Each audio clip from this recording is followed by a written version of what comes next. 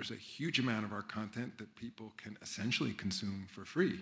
I mean, this is very much a highlights-based sport, so, Instagram, TikTok, Twitter, you name it, any service, the New York Times for that matter, to the extent that your content is not behind a paid firewall.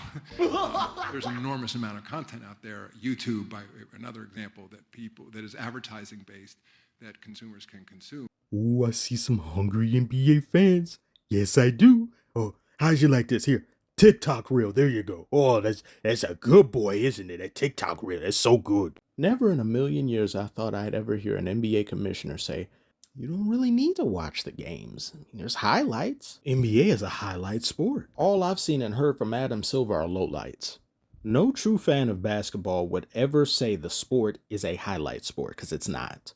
There's a reason why whenever I make videos reacting to games, all the reactions I did for multiple different playoffs, I insist upon seeing the game in its entirety, at least most of it. Because highlights don't tell you the entire story. Highlights alone don't tell you how effective the defense was against the offense. Highlights alone don't tell you how one coach outmaneuvered the other. Highlights are mere fragments of a game's soul. Consumers can consume. Yeah, for about $100+ a year multiplied by 2 to 3 streaming services divided by FanDuel and DraftKings equals an Ozempic wallet. And while you issue lifetime bans to players for gambling, you still hold gambling events. Gambling events mandated by the league themselves. They just took all the money from all 3 networks. I don't think they give a about the fans. And then add on players load managing, missing games, regular season not mattering. And as a result of that, ratings continue to fall off a cliff.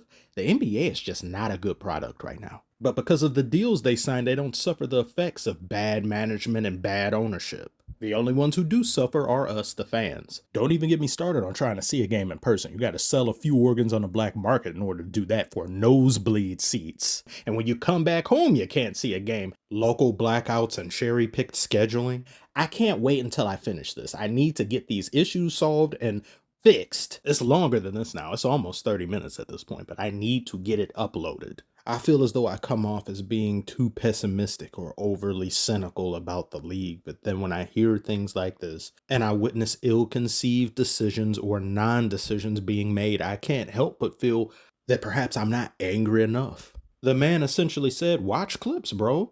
If you're broke, just say that. It's not my fault. But then when you see who Adam Silver and other league bigwigs are associated and in bed with, none of what he does is surprising. Rockefeller trustee. These are the people that traded Luka, materialized in the shadows. Bilderberg Group, Rock Nation, BlackRock, Bohemian Rhapsody. I see a little silhouette of a man. These cryptids are who Adam Silver really cares about, not NBA fans. He and the decision makers of the league are so far out of touch, it's astounding. And you know what the worst part about this is? He's not only pushing newer generations of NBA fans to bite-sized NBA content that isn't indicative of the true beauty of the game, he's outright encouraging it. That only goes to further sully people's appreciation for the sport itself, thereby fueling more bad takes and a complete misunderstanding of the game, thereby causing newer generations to hate on previous iterations of the NBA even more than their predecessors did.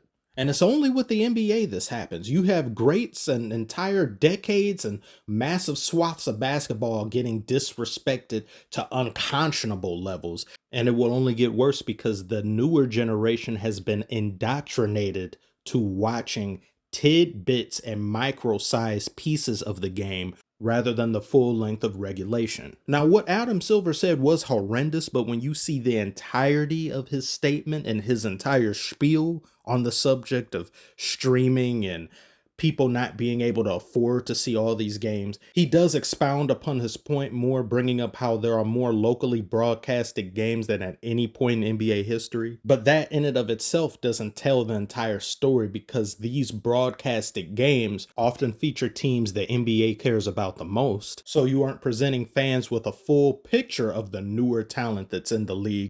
due to them being somewhere of irrelevance, which I think is a really glaring issue for not only the present but the future of the NBA. With as many different ways to consume NBA content as Adam Silver laid out, there's still an unnecessarily large amount of people who simply don't know who some of these younger new star players are. The NBA spends so much time marketing their tried and true older generation players that they barely put a spotlight on the newer ones, unless those newer ones do some amazing feat where they go and score 50 in a game, or they're a heavily hyped up #1 draft pick. If you aren't doing either of those things, the NBA simply doesn't care about you enough. And because they don't care, fans won't care because they just don't know.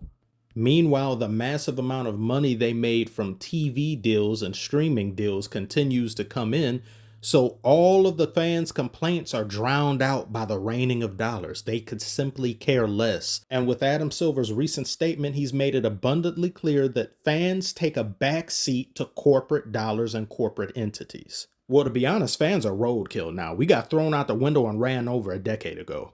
Long heaves will no longer impact individual players' percentages. That's a parlay incentivizer. Mosey on down to my movie/anime/show channel should any of you find yourselves interested. I'll leave links as well as a new Discord should you want to talk to me in real time and join the community of Dynamite. Horrible name, terrible name, garbage name. Don't call yourselves that. That's horrible. Forget I said anything. But what do you make of what Adam Silver said, and what do you think of what I've said? Do you find fault in what I've said or any disagreements? Share your comments below. Like and subscribe if you are new. I appreciate you all so much for watching, and I will see you later.